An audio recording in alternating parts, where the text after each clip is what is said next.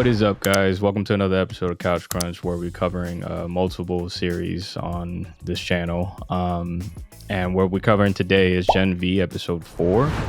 So we're going to kind of talk about the main kind of bullet points of this episode. You know, the force of the fight, pretty much between, Jordan and the main character.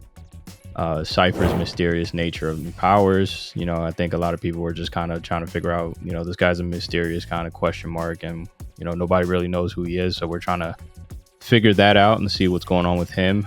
Right. With them infiltrating his home and stuff like that. Is he a clone? You know what I mean? I think a lot of people were trying to figure that out as well. And we'll just go forward from there.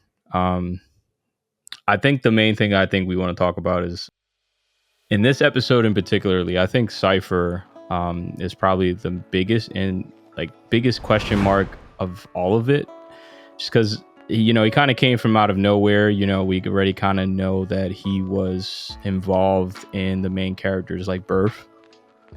Right. He was there. Yeah, he was there from her birth, from a photo, I guess, that she discovered on the last episode with her aunt, or yeah. And then she kind of briefly remembered seeing him when she was, being captive. So That's this guy really doesn't have much going on with him. He has multiple secrets behind closed doors. So I think the biggest thing about him was just more like, where'd he come from? What's actually, what's his kind of goal from there? What's his mission to kind of, take over the universe, or just not the universe, the university. I want to know what's the kind of the goal here, to kind of turn soups against humans. I don't know. You know what I mean? Yeah, because he's pretty much to the X-Men. He's like Professor X to the university. That's kind of how I see his character. He's a fucked up version, but yeah, he's in charge of all these college kids that have these mutated powers. And we kind of learned in this episode that he had the ability to manipulate people's minds. They're when they have curiosities, he's able to sway their minds into certain decisions. Well, what was interesting is that they were basically saying at first that he was he kind of admitted that, to the blonde hair girl. I don't fucking, dude, I'm telling you, I'm terrible with names, but he admitted Kate. to her that, he admitted to Kate that he didn't have any kind of superpowers, is what he was saying. Maybe that was a kind of bluff, which I think that we just that's to throw him off. Yeah, that definitely was kind of, a bluff, actually, because we saw that he was actually controlling Jordan through, it's telepathic, I guess you would say. Right. Which was pretty crazy. They had that whole cage fight with the main character too, for her and Jordan. And it seems like, I'm not sure where his true intentions is, but it could be maybe working with Homelander or something, or something along those lines. And that's probably why Starlight is trying to help the main character out and trying to get her out of there, away from that. Yeah, I was wondering Cypher. where Starlight and all this. I mean, I know that she was a big kind of thing when she was introduced in episode 1, coming back. Well, not really coming back, but from the time period that she kind of left the 7 and shit like that. She was in season 1, episode 1. So it's I thought that, they're going to touch base up on that a little more. Still trying to figure out the Odessa thing. We don't even know what that is. We just know it was tied to the main character's file, I guess you would say. And I think that Cypher was kind of, Cypher was training her to kind of say, hey, if you follow my directions in the training on how to use her powers, go beyond than what she's ever reached before, he can kind of share the top secret information with Odessa, I guess, with her. And I think that's what she was trying to do at first. But the main character's kind of scary in a way, man, because you don't really know what she's really truly capable of. She saw when she exploded the fucking goat, that shit was crazy. The bags, it was more I don't know what the hand was, because I thought that was pretty funny when Cypher was oh, just stop using the hand, this ain't the Force. You know what I mean? Oh, right.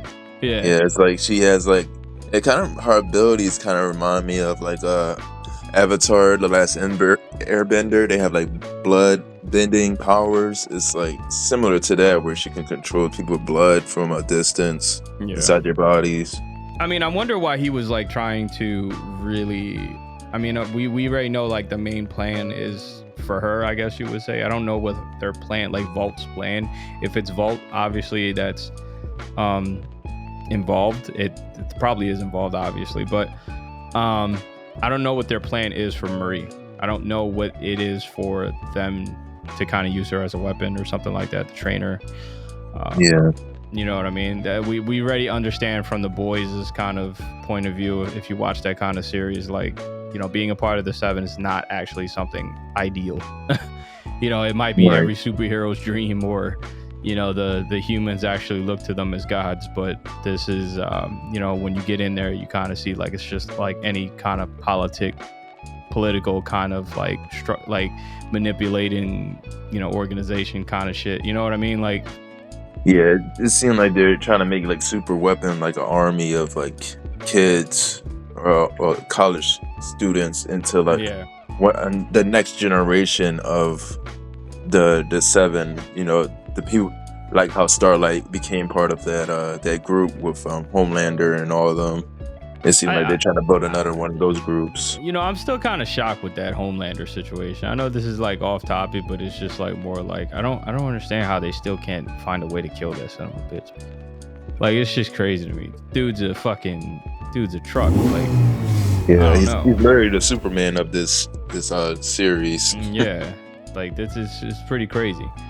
But I think the main thing you do want to talk about too is that, you know, when they found that clone inside his vault, like, we don't know exactly what that was, and particularly, right? Like, that shit looked it was just like kind of a fried body, you know, kind of burnt. Yeah, he's like, he kind of like Deadpool a little bit. I'm like, is that Deadpool? Nah, he wouldn't find his way into this type of third-party comic book kind of series. Yeah, I know that. But I'm saying like like the way you know how Deadpool looks when he's like, he has his mask off, like all fucked up looking. Yeah, like all burnt. That's how that clone looked. Yeah, it looked pretty interesting when they took the picture and he opened his eyes up, so we know that he actually is like, I guess he's stable enough to do that. Yeah. Oh, you know what? It was a theory that was the scientist from the first episode that got burnt in the laboratory back in like the 60s. Oh, when they shit. That might be him. Yeah, that might be him. Yeah. That kind of makes sense. They're saying that's like somebody related to Cypher, like his father maybe or something like that. Oh, shit.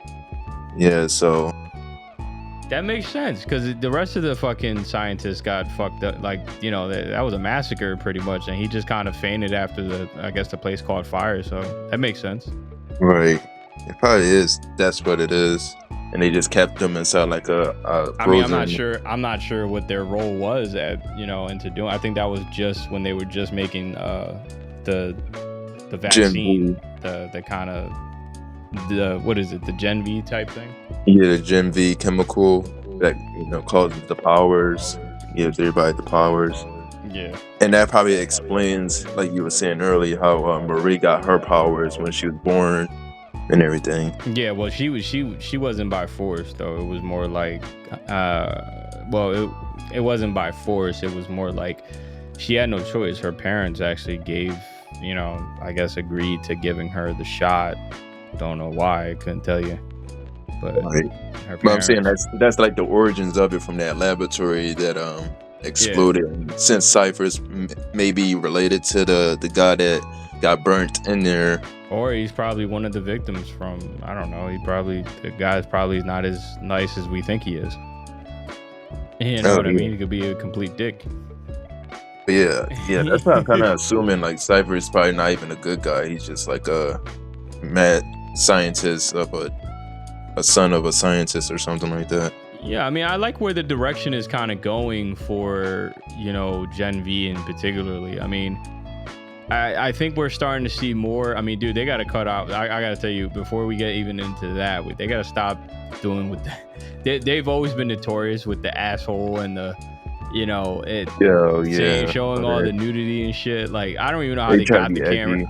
Dude, I don't even know how they got the camera inside the toilet to see his fucking Yeah. asshole and his taint and shit. Like, come on, bro. Nobody. Yeah, that's the thing I never liked about the boys, the live action series. It's like they doing all Like, this extra edgy that shit shit just be to get your crazy, attention. man. Like, I think a lot of people just kind of turn away from the screen. I mean, look, listen, if it doesn't bother you, that you're most people out there like, hey, man, I'm mature enough. It doesn't really phase me. I don't really care for it. But I mean, I just don't want to see like, you know, a man's dick and it's always the dick. It's not even like any crazy things. I mean, I thought that was pretty funny with the girl with the pubic hair.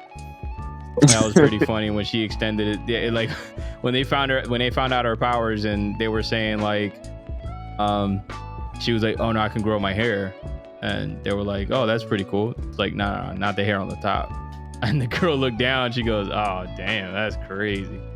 Yeah, That's the comedy for me doesn't hit. It's like more cringy comedy, but you know, Yeah. everybody got their own taste. I think I think those Not parts this. are actually set up for, like you said, more of a comedic side, and you know, most people kind of find shit like that funny, but it's more like it's like it's like real I laugh at it. cheesy. I laugh at it, but it's more like I'm not trying to see it though. At the same time, I'll just be like, Right. this guy. Yeah, it's just like them just trying to get a reaction out of people more than Yeah. it being meaningful to the story. But I like the direction where it's going for the series. I mean, we are starting to see a lot more, I guess you would say, like, we saw enough powers and shit like that from a lot of different soups and in the boys, but in this one is more like targeted towards the younger audience. You know what I mean? Like, right. Yeah, it's they're for trying the to get kind- like the TikTok crowd. And Yeah. it's Gen Z. made for that. That's why it's, you know, called Gen V. It's a different generation. yeah, but You know I what would mean? say they put a little bit too much politics into it, more than my liking. Of like trying to stay relevant to today things that's going on currently. Well, how And I would feel you like feel? that dates the show a lot when they do How would that. How would you feel it would be better without it? Like, how would you? That's a I good feel question. like for example, like if they stay close to the actual comics of the boys, like I feel like they can actually, it'd be a decent story there. Like if they actually stuck to like the idea of like these regular people or these kids gaining powers that they don't know what to do with, and they're trying to stop somebody like Homelander from like exploiting those kind of powers. Like if they would do like a straightforward story like that without like trying to insert their own politics or ideals think- into the show, I it'd think be it's pretty. actually decent. I think it's pretty cool that they're using, you know, somewhat of a politician race up against, you know, Soup's rights and humanity, because it's kind of always been embedded into mostly every single kind of superpower thing. Like with Marvel, X-Men, and all that type of stuff, it's always been about mutants against humans. It's always been people to the left and the right. So it's more like, you know, they're kind of incorporating that kind of lifestyle, and I mean that kind of structure into basically. And I know most people don't really want to care to see shit like that, but it's like I kind of like what they're doing, because it's more like it's always going to be a fight between those two parties. You know what I mean? So it's like It's just the way they're going about it for me. They have to show, to me, I think I see it like they have to show some sort of debate, you know, because without that kind of debate, it's more like we're never going to see anything up against just, you know, soups against soups. And yeah, I mean, for the purpose, it would be cool to see some shit like that, like just like them fighting each other all the time. But they're trying to, you know, like I said, from a more mature kind of standpoint, it's just like, you know, it's, you know what I mean? Like immature with the way they're doing it. It's like it's, you can tell they're kind of biased versus like a certain political group. It's like it's pretty obvious, especially to a lot of people that's watching this show. It's like, okay, I get it. You're trying to portray this side as like Nazis and like evil people, like the straight white guy is like the evil person in the world, and you're making a mockery out of like Homelander X and stuff like that. and versus like another group that's like people that are like part of Antifa, because they even reference Antifa at one point. I'm like, that's the thing. It's like with shows and movies, supposed to escape from reality, not try to abet what's going on in the news in real life. It's like it should No, be I like agree. escapism, not like Yeah, I trying agree, to. but they're trying to also bring the realism into. There's a way to do both. I agree, because I feel like Yeah, that's probably why most people just kind of watch entertainment kind of shit. You know it's what I like, for mean? And just example, kind like X-Men. Like X-Men was able to do that without inserting like stuff from real life. Like you watch like some of the old X-Men movies or like their shows. It's like they was able to establish a whole story and like a concept of a line of like each character without inputting their own politics into it or their ideals into it. of, It's right. like you can still do it without having to show your bias towards a certain political group. Yeah, but they still found a way to, people are still enjoying the series regardless. You know what I mean? So they're still finding a way to make it work. I think it works for this series. I think it works for The Boys, and that's kind of why I feel like mostly this is how we got so far. You know what I mean? And I feel like the stories are actually going to get more deeper. They already gotten deep enough, and that's kind of why I feel like this. Most people that are kind of watching this series enjoys a lot of the kind of content. You know what I mean? But yeah, of course, this goal is going to be an audience for everything, no matter what it is. Right. But yeah, no, I mean, I think this series is going good so far. I hope you guys, liking the episode. Tell me what you guys' thoughts on episode 4, and drop a like, leave a comment in the video, and then subscribe to the channel. Thank you.